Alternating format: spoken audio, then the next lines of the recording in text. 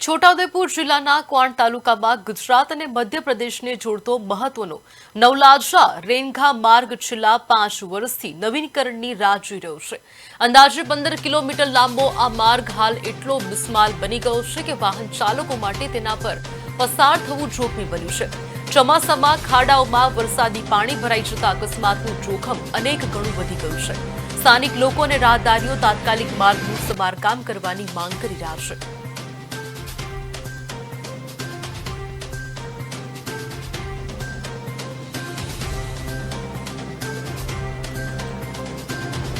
આ રોડ છે કવાંટ થી રેંધા લગીનો રૂટ આવો ને આવો છે એટલે અમે કહીએ છીએ આ રોડ ના ખાડા પૂરો કાં તો નવો બનાવો। આટલા ખાડા કાં તો નવા સાધન આવે કે 108 આવે ફસાઈ જાય અને મોટી ગાડી આવે છે કન્ટેનરો જેવા એ પલટી જાય અને કેટલી નુકસાન થાય છે અને આવવા જવામાં લોકોને તકલીફ પડે છે।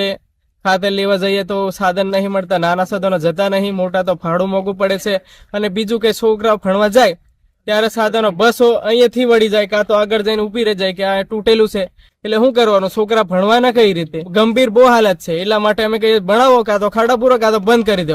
આ રોડ ને એટલો ખરાબ છે, મધ્યપ્રદેશ અને ગુજરાતને લાગતો 13 કિલોમીટરનો રસ્તો, પણ એના 4 ફૂટ ખાડા પડી ગયા છે। એટલી બહુ ગંભીર હાલત છે।